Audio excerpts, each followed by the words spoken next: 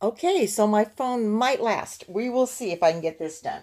Okay, so what we're going to do tomorrow are the next two letters, Tet or Tate, I've heard it both, and Yod or Yud, I've heard both, and I will probably say both. So just pick one that you like and use it. Okay, Tet is another T sound. Just we haven't done the other one. Tav is the last letter of the Hebrew alphabet. There are two ways to say T, and this is the first one in the alphabet. It signifies a snake or something curving or swirling, because it has that looped around thing, and snakes tend to coil. That's where it comes from. But it's not necessarily bad things. Like it's the first letter in the word Tov. Tet, here's a Vav with the dot over it, so it's a holem Vav. It's an O sound. Ta, O, V, Tov. And that means good. A Yom Tov is a good day. And just because lots of people want to know how to say very. Here is May Od. And you may not know all those letters or what those things mean, but Tov Mayod is very good. I'm doing really well, thank you. Tov Mayod.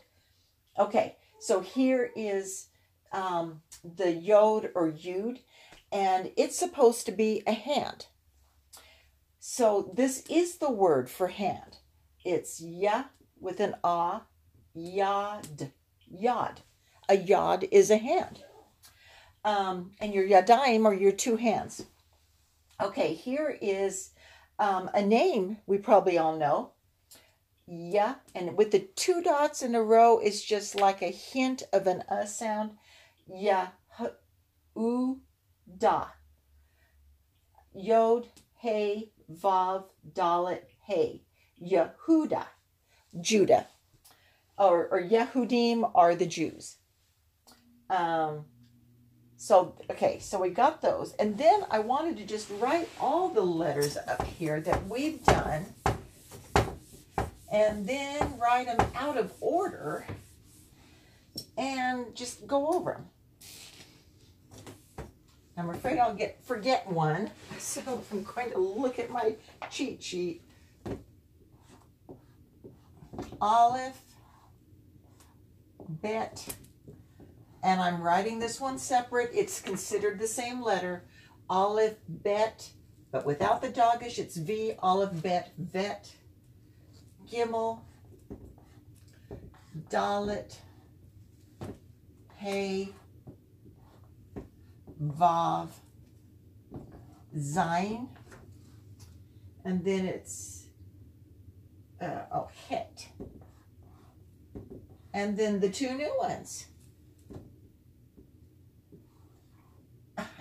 I've had the hardest time my whole life trying to draw a tent. Let's see. Something like that. And Yod. Okay. So Aleph, Bet, Gimel, Dalet, Hey, Vav, Zayin, Het, Tav, Yod. Tet, excuse me. Tet, Yod, or Yud. Okay, now I'm going to write a bunch of them in the wrong order.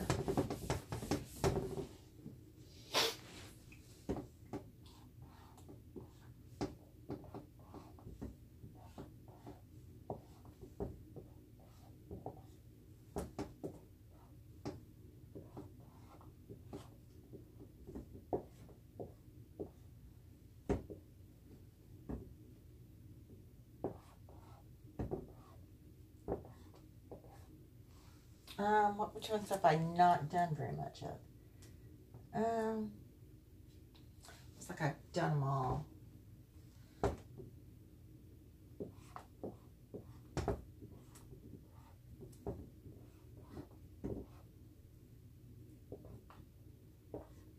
Okay, we're just going to say these.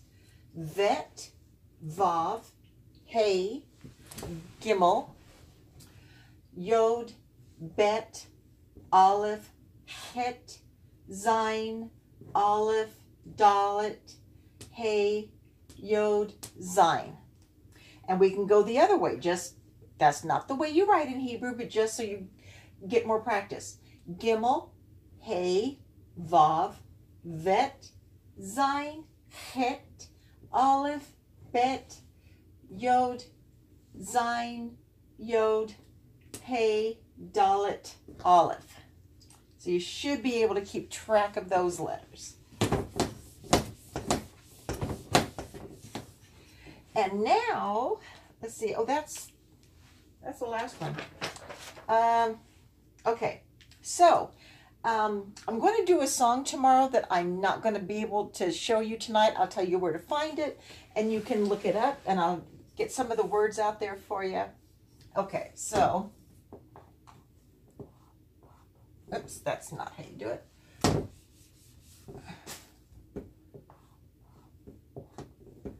And it's, no, that's not it either. Okay. Yada. Why can't I do that? Okay.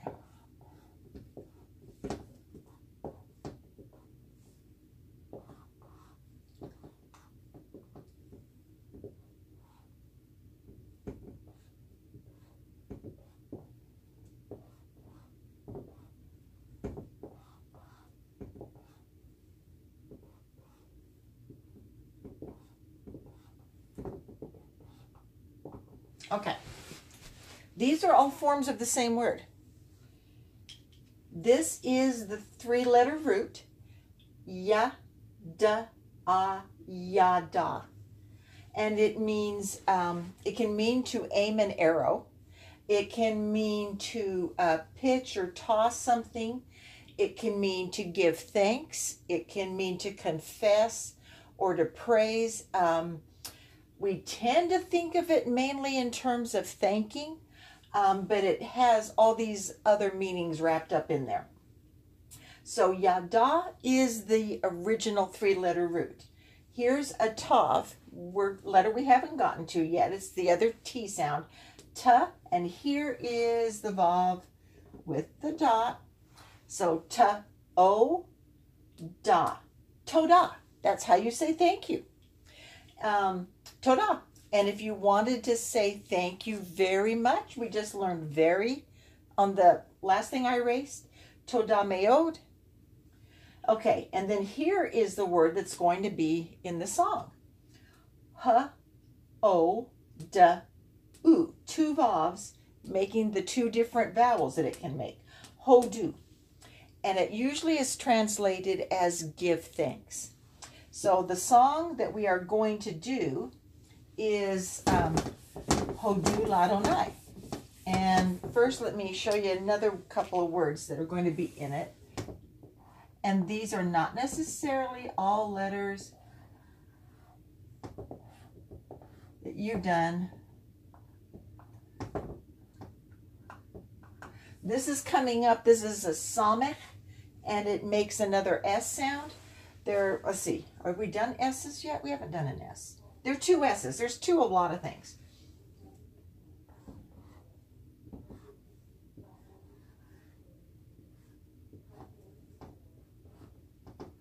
Okay. Okay, so this is che, and the three little dots means it's an S sound.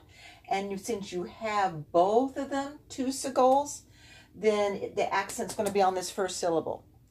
Chesed. Chesed. It's usually translated as loving kindness or mercy. I'm not really in that screen, am I? And there really isn't a good word. This is so much bigger in Hebrew than what we have words to explain. It's how God feels about us. A lot of people have said that they like the translation covenantal love. God has made a covenant with us and nothing is going to break it on his end. And so that love endures forever and it's all consuming and all that. So that's, you can pick a word to use it for your translation, but that's chesed. Now here is the same three letters, but then it has an O on the end. And instead of being Hesed-do, the vowels have changed. Chas-do, chas-do. This has the 2 dots, so it stops here. Chazdo, and that means his, this is his hesed, his hesed, his loving kindness, his mercy. Okay, and then, okay, so those are the words that I wanted to go over in particular. Now, this song has been done by many, many people with many different melodies, and some of them will have different verses. Some of them will do a Hebrew verse and an English verse, so you can find whatever version you want. But a lot of people have done it. So, let's see. Ho, do, and it's going to be hard to fit. Let's see.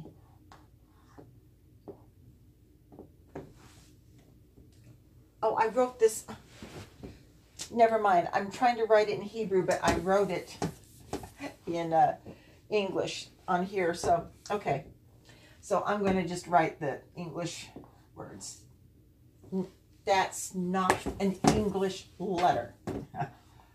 And I'd have to write left to right. I will get this. This will work. Give me just a minute.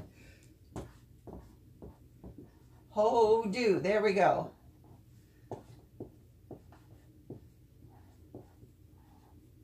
Ladonai ki tov. And we just learned the word tov, right? It means good. Give thanks. So you know 2 of the words, give thanks and good.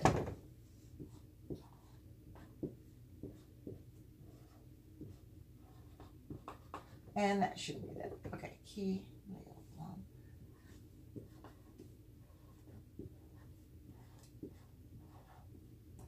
Okay. Hodu ladonai ki tov ki leolam chazdo. Give thanks, and the L, or it would be a lamed in Hebrew, as a prefix means to or for. Give thanks to Adonai.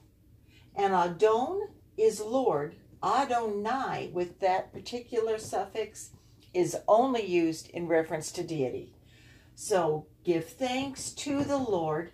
Ki is a preposition that, or a conjunction, and it can mean a lot of things. A lot of what you'll do is you'll find the word ki, and you'll read the next few words, and so you can figure out what ki is supposed to do in this sentence. It can mean for, because, who, which, when. It can mean a lot of things. So give thanks to the Lord for good. Now, usually you'll find this translated, give thanks to the Lord for he is good. And that's a fine translation. You could also look at that as for. Give thanks, give thanks to the Lord for he is good. What was I thinking of earlier? Another way to translate that. Give thanks to the Lord. Oh, who? Finally thought of it. This is getting too late for me to be doing this. Okay, give thanks to the Lord who is good. That would be another way to translate it. And here we have ki again, for, because, la'olam. And you find this verse, this phrase in a lot of things. It's in the Shema. It's all over the place. To eternity and beyond. It's a good... that's a good translation. Or it can mean cosmos. Usually it's translated forever.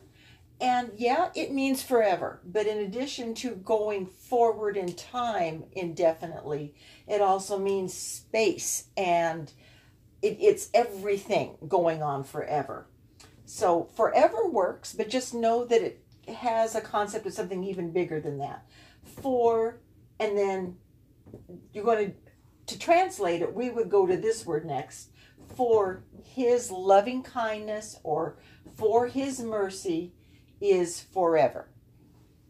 So those are the 2 basic lines. It changes, and then you'll have like a chorus. Hodu, hodu, hodu, hodu. Hodu Ladonai Ki Tov. And then in the version that I like, they have a second verse. Hodu, let's see.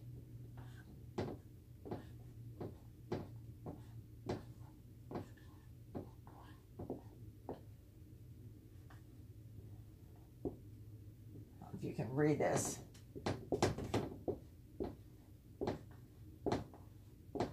Okay.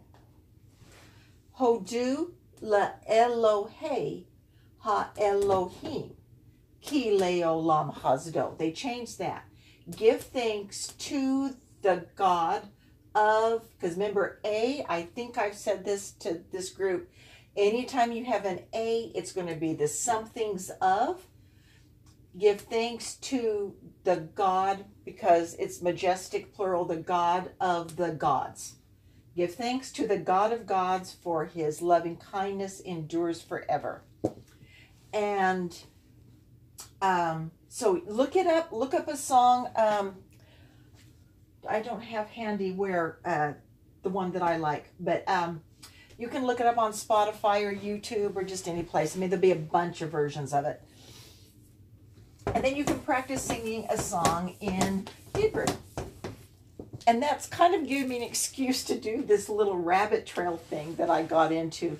And I had seen this and I thought I knew the reason, but turns out I was wrong. And maybe nobody else is fascinated by words the way I am, but I just think the stuff is fascinating. And you can turn it off. This isn't going to really help you read the Tanakh very well. Tarna. Okay. But if you want, just hang on. Am I going to fit this on there? Tarna go let.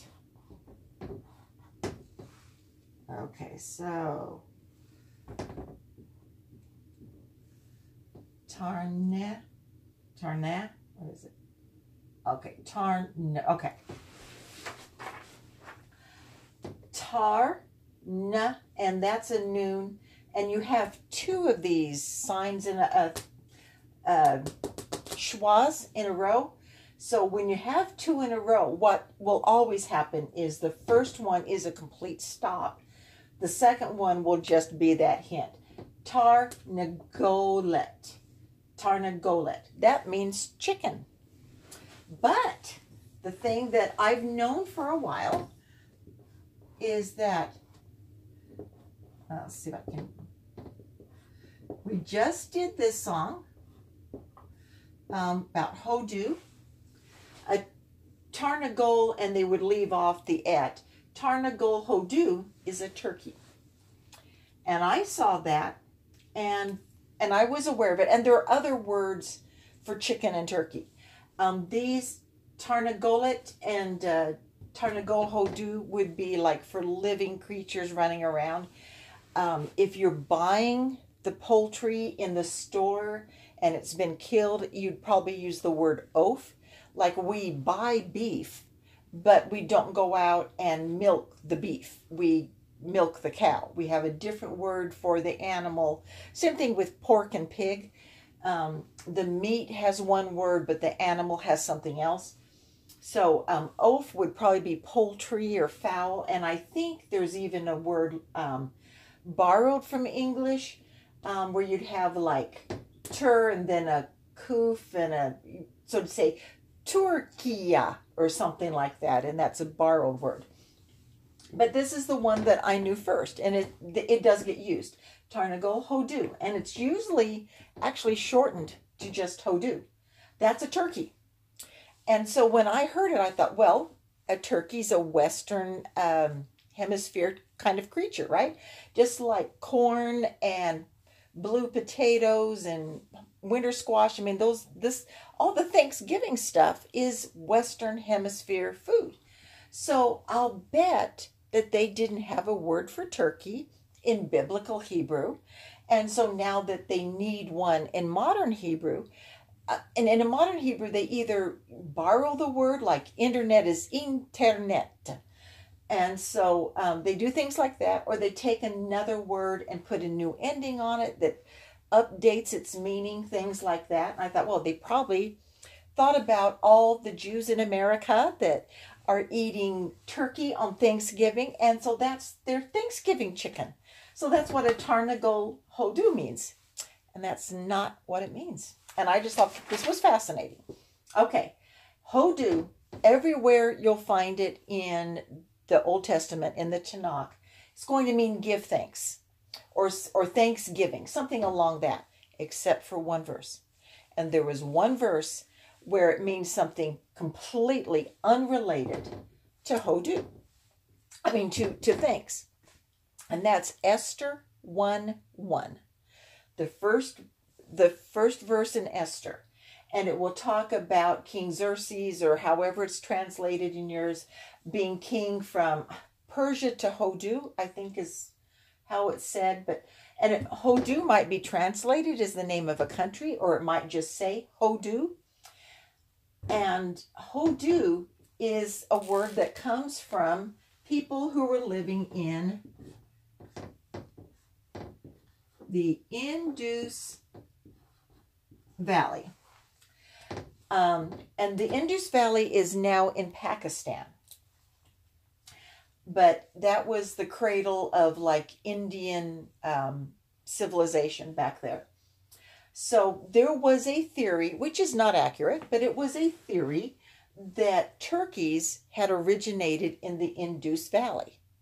So the word hodu refers to India because the noon, and this may be, a lot more information than you want, but you'll hear this. I'll mention it several times. The letter noon, when we get to noon, is considered a weak letter in Hebrew. It disappears all the time.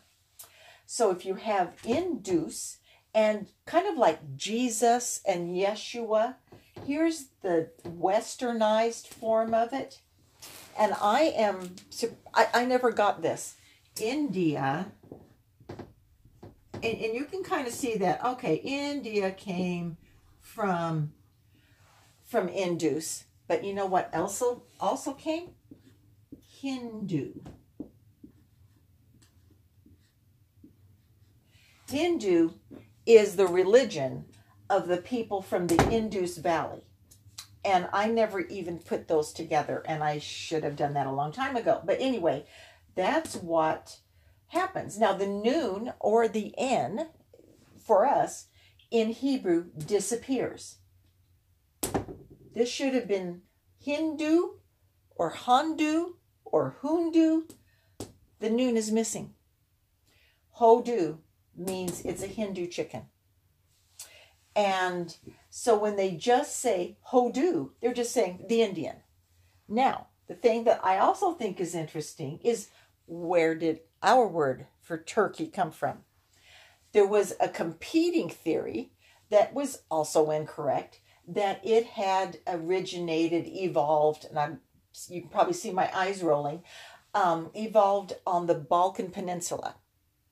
And what country, and there's more than one, and over time there have been many, but there is a country that relates to the name that we use for this particular bird, and that country is Turkey. So way back when, it wasn't called a turkey. It was called a Turkish chicken, kind of like an Indian chicken. And it became abbreviated to just the turkey, just like they do just the Hindu or the India. So it is a parallel meaning in the sense of the country and being shortened and getting the word chicken off. But it's not because Hodu has to do with Thanksgiving in this case. Anyway, that is it for today and for tomorrow. And I think my phone worked. So I will see you soon. Thanks for listening.